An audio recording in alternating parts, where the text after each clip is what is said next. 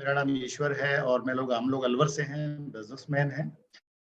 मैं चाहूंगा पहले मेरी वाइफ आपसे बात करेगी, फिर मैं आपसे बात करूँ। Thank you.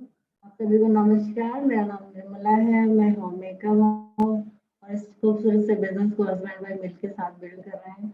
ओके, देखिए जब हमने इस बिजनेस को शुरू किया था तो हमारा अपना ट्रेडिशनल बिजनेस था और उस समय ये अपॉर्चुनिटी हमारे एक दोस्त शेष गणेश और गीता भाटी जी यहाँ पर बैठे हुए हैं जो फाउंडर प्लेटिनम, उन्होंने दिखाई।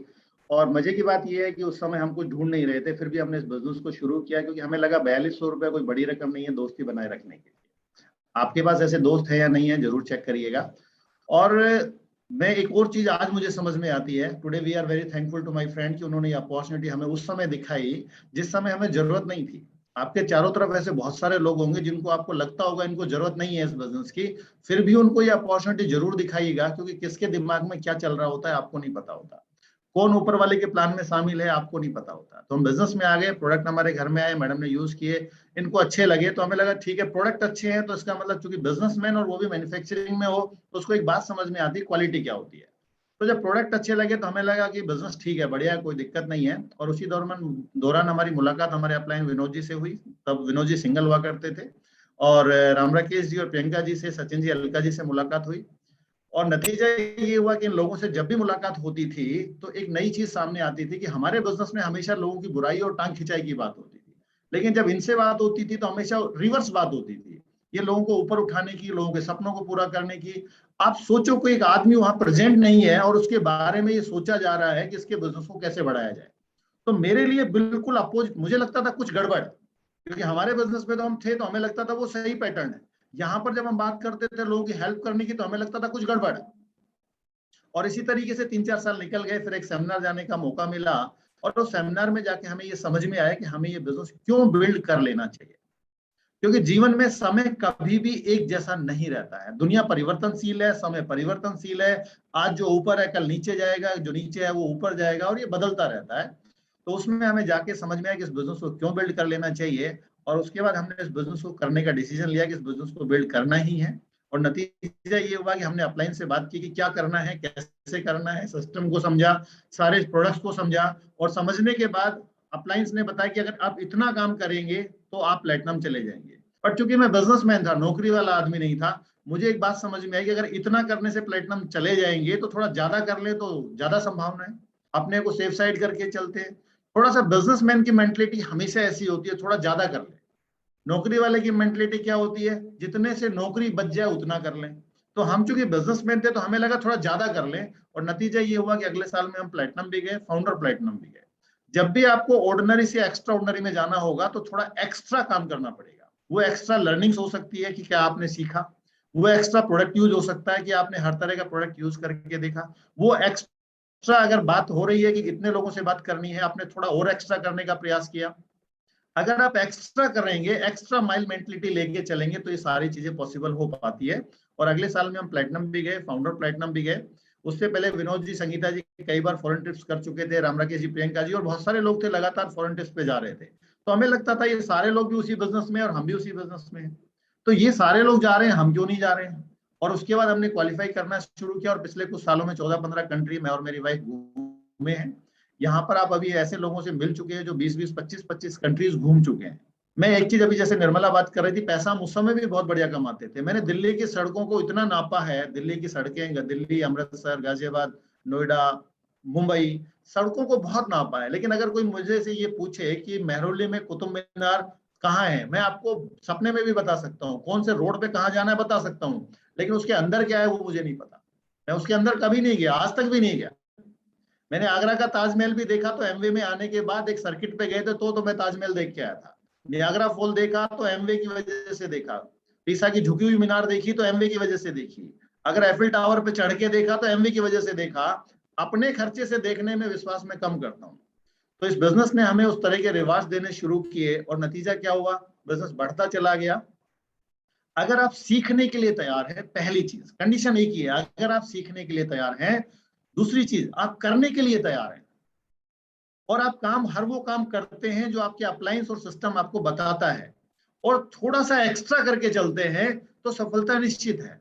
आज की डेट में कंपनी ने पिछले कुछ टाइम में जिस तरह से चेंजेस किए हैं, इंसेंटिव्स बढ़ा दिए हैं, आज आपको CSI, BFI, BBI और उसके बाद के 100 तरह के इंसेंटिव्स आपको कोर प्लस में मिलते हैं। कोई भी आदमी, नया आदमी जब पहली बार आता है तो वो पहले दिन से प्रॉफिटेबल हो जाता है, पहले दिन से अर्निंग हो जाता है। आप 10,500 का प्रोडक्ट परचेज करते हो, आपके अकाउंट में 1,500 रुपए आ जाते हैं। हमारे टाइम में ऐसा नहीं होता था। हम 6% गए थे तो 876 रुपए का पहला चेक आया था। इंपॉर्टेंट ये है, आज आप 100 पीवी से ज्वाइन करते हो तो आपको 1500 रुपए आ जाते हैं। तो इसका मतलब कंपनी ने अपने आप को इतना अपग्रेड किया है कि जब हम सिल्वर गए थे तो 20,000 रुपए आए थे, आज सिल्वर की इनकम 80,000 से 1 लाख रुपए के बीच में बनती है। तो चीजें हमेशा कंपनी अपग्रेड करते ही चली जा रही है। कंपनी को जब हम पिछले 20 साल के ट्रैक को उठा के देखते हैं, जिस तरीके से कंपनी ने पॉजिटिवली चेंज किए हैं और जिस तरीके से प्रोडक्ट को लाइन बाय लाइन अपडेट किया है और लगातार नए लॉन्च कर रही है, हमें बार बार ये फील होता है कि हम बिल्कुल सेफ हैंड में। आपको लेफ्ट राइट झांकने की जरूरत नहीं पड़ती है, क्योंकि मार्केट में पिछले 20 साल में बहुत सारी कंपनियां आई और बहुत सारी चली गई, और हर बार एक बात प्रूव हो जाता है, एमवे इज द बेस्ट। जब आप बेस्ट के साथ हैं तो दूसरी इंपॉर्टेंट चीज, हम जब भी अपने अप्लायंस के साथ 4-5 लोगों की हमारी टीम होती थी खैरतल से, हम बैठते थे तो एक सेंटेंस हम बार बार यूज करते थे, शुक्र है पहली बार में हमें कंपनी एमवे मिली। अगर कुछ दूसरी कंपनी लेके भाटी जी आ गए होते तो हमने तो भाटी जी को ज्वाइन करना था, कंपनी किसने देखी थी। तो पहली बार में हमें कंपनी एमवे मिली, और दूसरी इंपॉर्टेंट बात, पहली बार में हमें ऐसे अप्लायंस मिले, विनोद जी, संगीता जी जैसे, राम राकेश जी, प्रियंका जी जैसे, और सचिन जी, अलका जी जैसे, जिनके जैसा दुनिया में दूसरा कोई नहीं है। और जब ये भरोसा हमें बन गया तो बिजनेस करना बहुत आसान है। बस एक चीज ध्यान रखिएगा, अपलाइन जो कहे उसको मानिएगा। बहुत सारे लोग अपलाइन के नाम पे करते बहुत कुछ है, लेकिन वो करते हैं जो अपलाइन नहीं कहता है। आप वो करो जो अपलाइन कहता है, उस तरीके से करो जिस तरीके से रिजल्ट आता है। आज की डेट में कोई भी आदमी अगर 5 से 7 इन्विटेशन पर डे करता है और वो 5 से 7 प्लान इस डिजिटल पे या फिजिकल पे हर वीक दिखाता है, और उसमें ये उम्मीद करता है कि हर वीक मेरी टीम में नई ज्वाइनिंग मेरे द्वारा होगी, उम्मीद करेगा। कई लोग बोलते हैं कर्म किए जा फल की इच्छा मत कर। देखिए, हर चीज का इंटरप्रिटेशन गलत होता है। ये बात आती है गीता में, महाभारत के युद्ध में, कि श्री कृष्ण ने कहा था कर्म किए जा फल की इच्छा मत कर। लेकिन सोचो ना, अर्जुन ने जो तीर चलाया वो किसी को मारने के लिए चलाया ना, वो हवा में भी तो चला सकता था।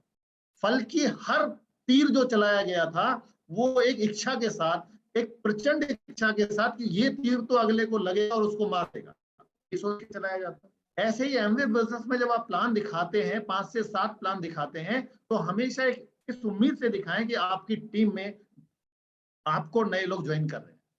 और हर वीक अगर आप 1 से 2 नई ज्वाइनिंग्स कराएंगे और उन लोगों को मीटिंग में लगातार कनेक्ट करते चले जाएंगे, अपलाइन के साथ कनेक्ट करते चले जाएंगे, आप देखिएगा अगले आने वाले टाइम में, अभी नया साल शुरू हुआ है, इसी साल में आप CSI अर्न करेंगे। अगर आज आप पहली बार बैठे हैं मीटिंग में, आप BFI अर्न करेंगे, आप BBI अर्न करेंगे, आप सिल्वर जाएंगे, गोल्ड जाएंगे, प्लेटिनम जाएंगे, और प्लेटिनम जाएंगे तो साल का 10 लाख रुपया बनता है।